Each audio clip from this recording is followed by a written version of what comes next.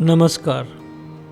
National health system resource centre new Delhi के quality and patient safety division द्वारा प्रस्तुत health and wellness centre sub centre के लिए NQAS implementation के लिए ऑनलाइन शिक्षण श्रृंखला में हम आपका पुनः स्वागत करते हैं। इस मॉड्यूल में हम AAMSC के लिए अनिवार्य वैधानिक और कानूनी पहलुओं पर विस्तार से चर्चा करेंगे। इस मॉड्यूल में हम जानेंगे वैधानिक और कानूनी पहलू यानी स्टैट्यूटरी एंड लीगल कंप्लायंसेस क्या हैं, आयुष्मान आरोग्य मंदिर में किन किन वैधानिक और कानूनी आवश्यकताओं का अनुपालन अनिवार्य है, इन वैधानिक और कानूनी आवश्यकताओं का अनुपालन करने के लिए आयुष्मान आरोग्य मंदिर में क्या कदम उठाने अनिवार्य हैं। चलिए जानते हैं कि वैधानिक या कानूनी अनुपालन आखिर क्या है।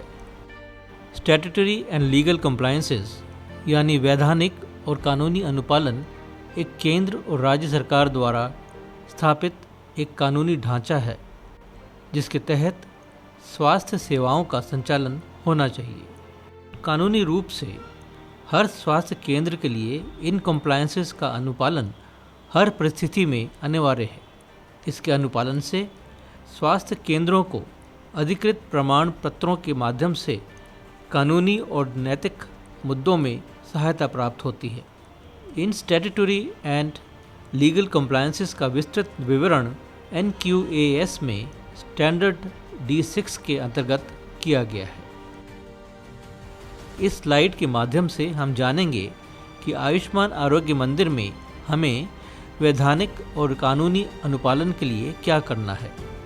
पोल्यूशन कंट्रोल बोर्ड या पोल्यूशन कंट्रोल कमेटी से बायोमेडिकल वेस्ट के प्रबंधन का ऑथराइजेशन प्राप्त करना, आयुष्मान आरोग्य केंद्र के भवन के अंदर और बाहर धूम्रपान निषेध का चिन्ह प्रदर्शित करना जिससे कि कोई भी भवन के अंदर या आसपास धूम्रपान ना करे।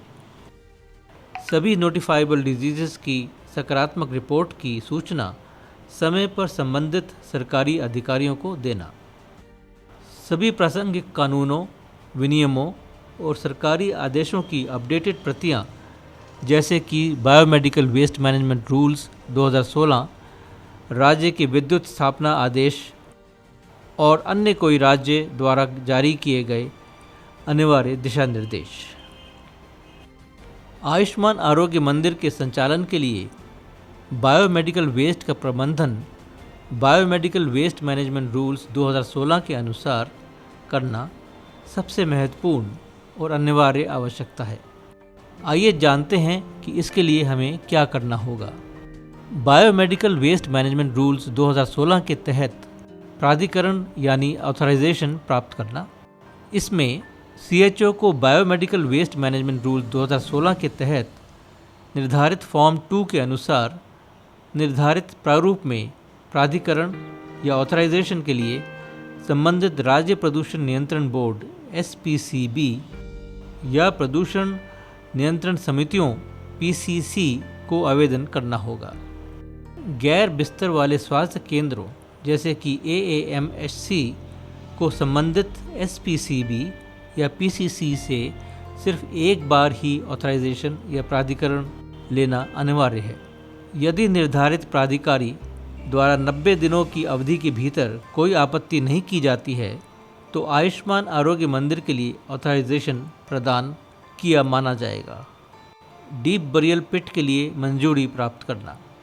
इसमें यदि AAM में आप डीप बरियल पिट के माध्यम से बायोमेडिकल वेस्ट का निपटान करना चाहते हैं तो आपको डीप बरियल पिट की स्थापना के लिए संबंधित निर्धारित प्राधिकारी SPCB या PCC कार्यालय से अनुमति प्राप्त करना अनिवार्य है। डीप बरियल पिट से संबंधित सभी रिकॉर्ड्स को मेंटेन करना अनिवार्य है। डीप बरियल पिट का निर्माण अनुसूची या शेड्यूल 3 में निर्दिष्ट मानकों के अनुसार किया जाना चाहिए। Common biomedical waste treatment facility CBWTF के साथ औपचारिक MOU यानी समझौता करना। ये तब लागू होगा जब आपका AAM CBWTF के 75 किलोमीटर की परिधि के अंदर आता है। राज्य प्रदूषण बोर्ड या प्रदूषण समिति को नियमित रूप से रिपोर्ट करना, वार्षिक रिपोर्ट प्रस्तुत करना, दुर्घटना रिपोर्ट प्रस्तुत करना। दुर्घटना से यहाँ तात्पर्य है कि बायोमेडिकल वेस्ट के कलेक्शन, ट्रांसपोर्ट या निपटान के दौरान हुई किसी भी दुर्घटना की रिपोर्ट करना अनिवार्य है, चाहे ये घटना छोटी हो या फिर बड़ी। सभी प्रासंगिक कानूनों, विनियमों और सरकारी आदेशों की अपडेटेड प्रतियां आयुष्मान आरोग्य मंदिर में उपलब्ध होनी चाहिए। उदाहरण के लिए biomedical waste management rules 2016, code of medical ethics, nursing council act, person with disability act 1995, right to information act 2005, Indian tobacco control act 2003, केंद्र या राज्य सरकार द्वारा जारी किए गए आदेश एवं दिशा निर्देश। अगला महत्वपूर्ण वैधानिक पहलू है सभी नोटिफाइबल डिजीज़ की सकारात्मक रिपोर्ट की सूचना समय पर संबंधित सरकारी अधिकारियों को देना, जैसे कि AIDS, dengue fever, diphtheria, hepatitis, tuberculosis, chicken pox, influenza, leprosy, malaria, typhoid, cholera, rabies, measles, smallpox, plague, polio, viral encephalitis, scarlet fever, tetanus. धन्यवाद।